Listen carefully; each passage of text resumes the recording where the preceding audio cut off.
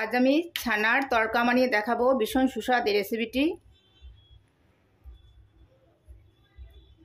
বন্ধুরা, আমি পিঙ্কি, আমার রেসিপিতে সবাইকে স্বাগতম। আজ আমি ছানার তড়কা বানিয়ে দেখাবো। তাহলে শুরু করা যাক আজকের রেসিপিটি। তড়কা বানানোর জন্য আমি প্রথমে একটা প্যান বসিয়েছি, তার মধ্যে রিফাইন অয়েল দিয়ে দেবো। এই রেসিপিটি রিফাইন অয়েল দিয়ে করবেন। 2 চামচ রিফাইন অয়েল দিয়ে দিলাম। দিয়ে দিচ্ছি 1 চামচ ফোড়ন, দিয়ে দিচ্ছি 1 চামচ গোটা জিরে, 3টে শুকনো লঙ্কা।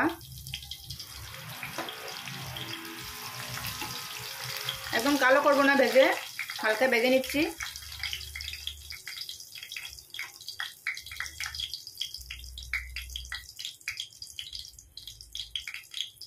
বন্ধুরা, এবারে দিয়ে দিচ্ছি এখানে আদা কাঁচা লঙ্কা পেস্ট করে নিয়েছি।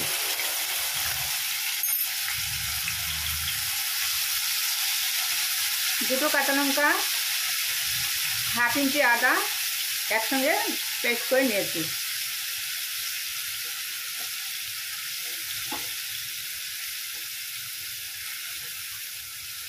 চুলার আঁচটি মিডিয়ামে রেখেছি। এবারে দিয়ে দেব একটা ছোটো ছোটো টুকরো করে রাখা টমেটো।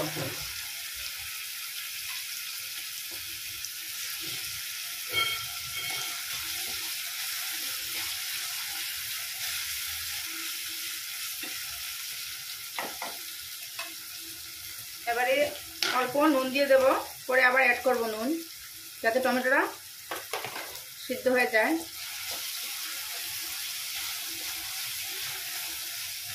এক মিনিট ভেজে নিচ্ছি।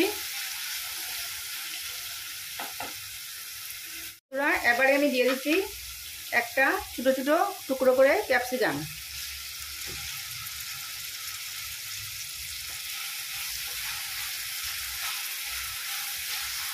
খুব সহজে হয়ে যায় সামান্য উপকরণ দিয়ে।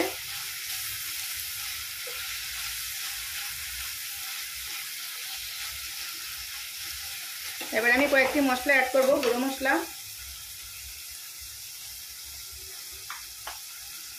প্রথমে দিয়েছি ধনে গুঁড়ো 1 চামচ, হলুদ গুঁড়ো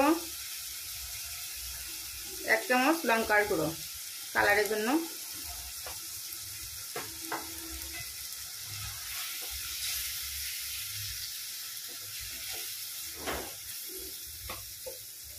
এবারে আমি অল্প জল দেবো, গরম জল।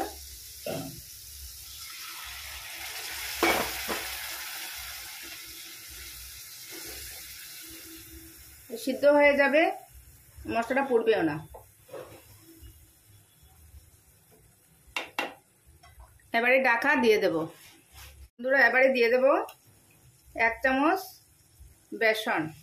1 চামচ দিয়ে আর অল্প দিয়েছি।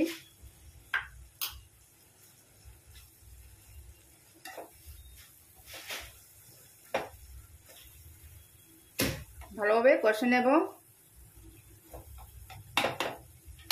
আবার ঢাকাটা দিয়ে দিচ্ছি। চুলার আঁচটি মিডিয়ামে রেখে রান্না করছি। বন্ধুরা, এবারে ঢাকাটা খুলে নিলাম।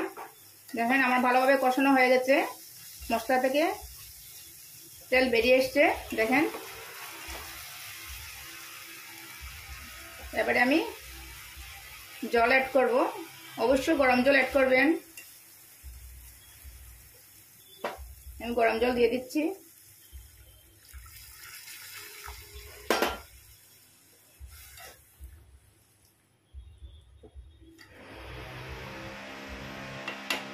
এবারে আমি জলটা ফুটিয়ে নিচ্ছি। এবারে আমি স্বাদ অনুযায়ী নুন দিচ্ছি, আগে অল্প দিয়েছিলাম। এবারে দিয়ে দিচ্ছি স্বাদ অনুযায়ী চিনি, যেহেতু নিরামিষ রান্না। এবারে ঢাকা দিয়ে দেব। যেহেতু এটা ছানার তড়কা, তার জন্য আমি আগে জল ঝরিয়ে নিয়েছি ছানা কেটে। এখানে আমি 1 লিটার দুধের ছানা কেটেছি। আপনারা ছানার পরিবর্তে পনির দিয়েও করতে পারবেন। পনির এরকম ভেঙে নেবেন, তারপরে ভেঙে দিয়ে দেবেন।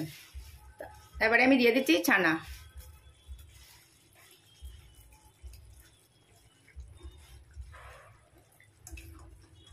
ভীষণ সুস্বাদু এই রেসিপিটি সম্পূর্ণ নিরামিষ। একবার হলেও বানিয়ে দেখবেন। যে কোনো নিরামিষ দিনে বা লুচি পরোটার সঙ্গে খেতে পারবেন, ভীষণ সুস্বাদ লাগে।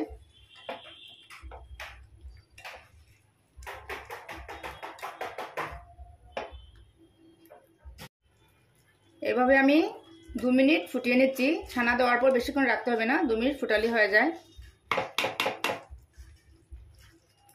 বন্ধুরা, আমার 2 মিনিট ফুটানো হয়ে গেছে। এবারে আমি ঘি গরম মশলা দিয়ে দেব। এবারে অল্প গরম মশলার গুঁড়ো দিয়ে দিচ্ছি ফ্লেভারের জন্য। 1 চামচ ঘি,